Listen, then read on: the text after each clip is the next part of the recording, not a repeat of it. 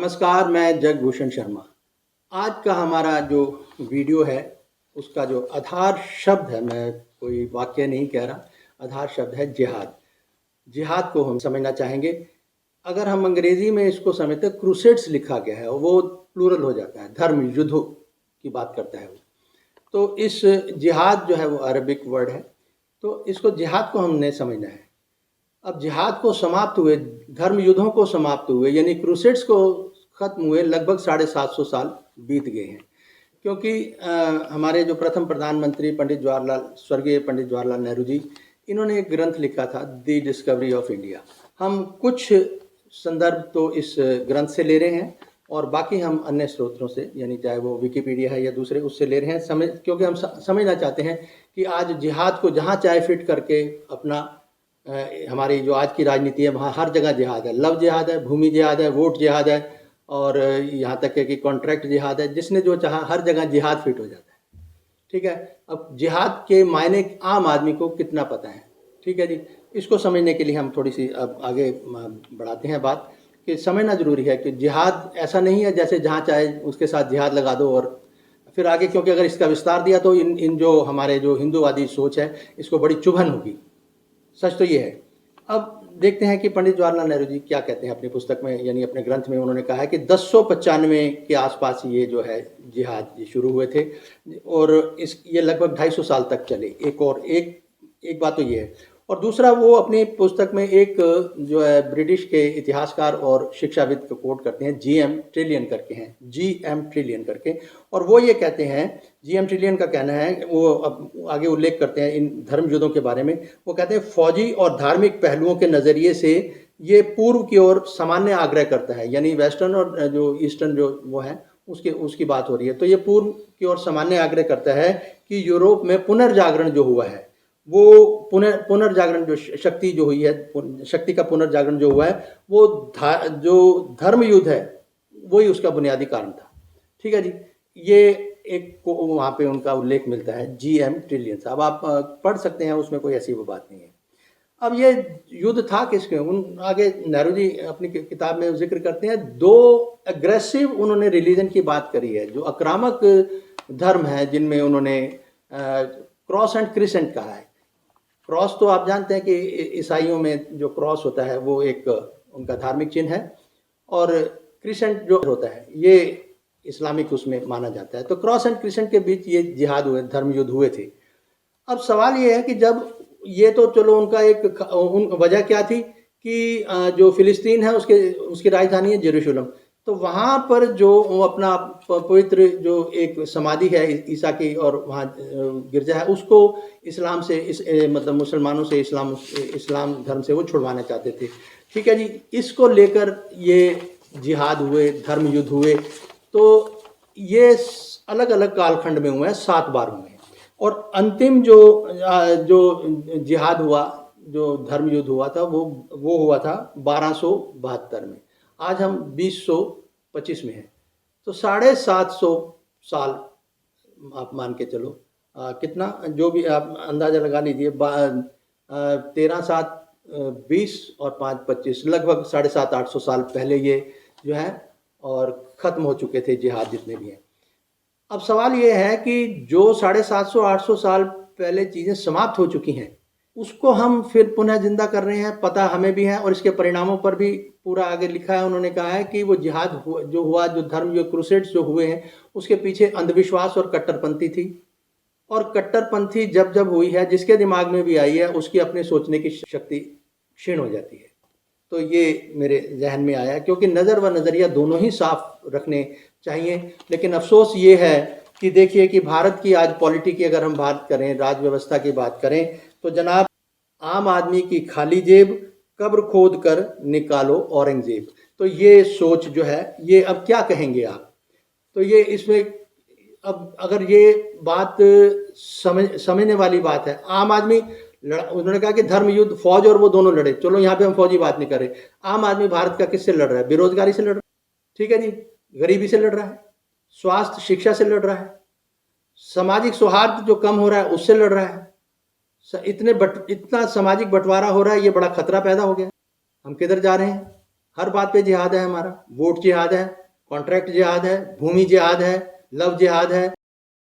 इंडी गठबंधन की एक और रणनीति की पोल उसके ही नेता ने देश के सामने खोल दी है। अब इंडी गठबंधन ने मुसलमानों से वोट जिहाद करने को कहा है। अब बताइए, हमने लव जिहाद सुना था, लैंड जिहाद सुना था, और वोट जिहाद, और वो भी पढ़े लिखे मुसलमान के परिवार से बात आई है। सामान्य मदरसा से निकले हुए किसी बच्चे ने नहीं कहा है। हाईली क्वालिफाइड फैमिली और कांग्रेस के वरिष्ठ पद पर बैठे हुए परिवार, ये मुसलमान परिवार ने कहा है, नारा दिया है, वोट जिहाद करो। आप जानते हैं ना जिहाद का मतलब क्या होता है? और जिहाद के जो जिहाद शब्द इस्तेमाल करते हैं उनसे जरा मायने पूछो, विस्तार से जरा उसकी व्याख्या करके बता दें जिहाद किसे कहते हैं।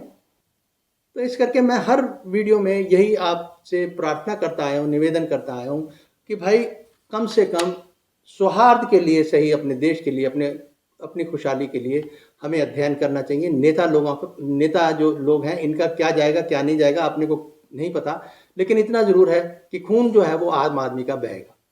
चाहे वो आप 47 का बंटवारा देख लो, 84 के दंगे देख लो, 2002 में देख लो, 2020 में देख लो, या और आने वाले, या आज कल में जो कल की बात करें तो नागपुर का ही देख लें, या आगे संभवतः जो और ऐसे। तो इन पे सोचने वाली बात है, सिर्फ जोर देना है दिमाग पर कि हम अगर बात समझें, जब तक समझते नहीं तो तब तक ये बात जो है नहीं बात। जिहाद के हर बात पे जिहाद नहीं हो सकता।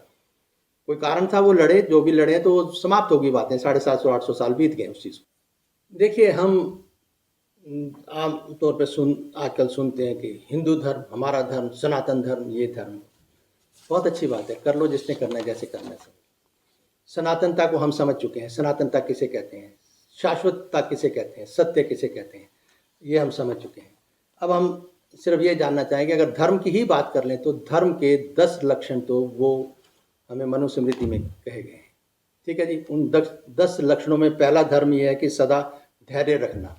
ठीक है जी। क्षमा करना, मन पर नियंत्रण रखना, चोरी ना करना, मन, कर्म और वचन से शुद्ध रहना। ठीक है जी। इंद्रियों पर नियंत्रण, शास्त्र का अध्ययन करना, समझना, ज्ञान लेना, ब्रह्म ज्ञान प्राप्त करना, सच बोलना, क्रोध ना करना। अब ये धर्म के 10 लक्षण हैं। इसी तरह राजा के भी हैं। अब राजा के जो लक्षण हैं 8 हैं, तो उस पर भी हम थोड़ी चर्चा कर लें, क्योंकि अब ये देखिए, ये भी मनुस्मृति में ही है। राजा के 8 लक्षण क्या कहते हैं? इंद्र के समान वो सब पर जो है अपनी, वो जैसे इंद्र जल बरसाता है तो तृप्त कर देता है सबको बिना भेदभाव के। इंद्र के समान होना चाहिए। वायु के समान, वायु इतने मतलब किसी चीज़ का रहस्य जानने के लिए हर जगह प्रवेश करने की क्षमता किसमें होती है? वो वायु में होती है, क्योंकि शक्ति है उसमें। तो वायु का, यम का क्या है कि जब एक समय आने पर वो मृत्युदंड देता है तो देता ही है। अर्क, सूर्य का अर्क क्या है कि सूर्य कितना भी तपिश हो लेकिन अर्क देने वाले को कभी वो इस तरह से कष्ट नहीं देता। ठीक है। अग्नि के समान तेजस्वी होना चाहिए। जल के समान भी उसकी जो है एक प्रवृत्ति होनी चाहिए। जल का क्या है कि भंवर पाश में जब जल किसी, आपने देखा कि वरुण जब भंवर पाश में बांधता है तो किसी को निकलने का मौका नहीं देता। तो ये गुण भी राजा के ही गिने गए हैं। चंद्र के समान शीतलता, और लास्ट में वितेश। वितेश का मतलब धन से है, वित्त से वितेश बना है, जो मतलब कि वित्त का ईश, यूँ समझ लिए। और वित्त आप समझते हैं, वित्त मंत्री जी आज हमारी हैं ही है, सीतारमन जी। तो अब ये देखते हैं तो ये सारे गुण किसके हैं? जो मतलब धन कुबेर होगा, धन का मालिक होगा, वो ये राजा के गुण हैं। अब सारे गुण आप हमने ये बता दिए मनुस्मृति से। मनुस्मृति की बहुत सारी बातें, लोग मनुस्मृति को कोसते भी हैं, सारी बातें ठीक है। जो बातें गलत हैं इसमें बहुत सारी बातें ऐसी हैं जो विवादित हैं, लेकिन जो मनुस्मृति को मानने वाले हैं, हम तो उन्हीं की बात कर रहे हैं यहाँ पर कि ये सारे गुण धर्म के और उसके हैं। इसमें कितने लोग हैं जो धर्म के गुणों को जानते हैं। इसके अलावा भी अगर हम बहुत सारे पुराणों में हैं, और ये धर्म के जो लक्षण है, गुणों का मतलब लक्षण से है। लक्षण जानने से आदमी धार्मिक नहीं होता। धर्म को पहचानना, जानना, समझना ये ज़रूरी है। और इसके लिए ये लाठियाँ भांजनियाँ, ये करना वो करना, ये कोई नहीं है। ये सामाजिक सौहार्द को बिगाड़ने वाली बात है। ठीक है जी। तो हमारा तो यही था कि जिहाद को हमने आज आपसे जिहाद से जुड़ी जानकारी साझा की है। तो जिहाद को समझना है तो क्रूसेड्स वर्ड है अंग्रेज़ी का, वो प्लूरल में है। धर्म युद्ध हुए हैं और जिनका कारण हमने आपको बता दिया था कि आज भी वो समस्या बनी हुई है। यहूदियों और उनके बीच में, इस्लाम के मुसलमानों के बीच में हुआ था। जेरूशलम जो है वो इसकी फ़िलिस्तीन की राजधानी है। वहाँ जो ईसा की एक मेन पवित्र, वो अपनी समाधि और उसके एक गिरजा को वो फ्री करवाना चाहते थे, उनसे छीनना वर्ड एक अलग है, वहाँ से वो करना चाहते थे, उनसे मुक्त करवाना चाहते थे मुसलमानों से, यूँ समझिए। तो ये एक लड़ाई थी जो कि 7 चरणों में हुई। ये था, ये जिहाद का ये अतीत है। आज जिहाद जब हम समझते हैं तो थोड़ा बड़ी पीड़ा होती है कि हर बात पे जिहाद जुड़ जाए। अगर इसको जो हम भारत के लोग ये समझ जाएं कि हमें अपना संविधान बचाना है, लोकतंत्र बचाना है, तो उन्हें सबसे पहले राजनीति को समझना होगा। मैं फिर एक बात कह दूं कि सिर्फ निंदा, आलोचना और गरम उसमें आके जो डिबेट करना, एग्रेसिव, उसमें कुछ हासिल होने वाला नहीं है। जिनमें ताकत होती है वो सब कुछ करते हैं।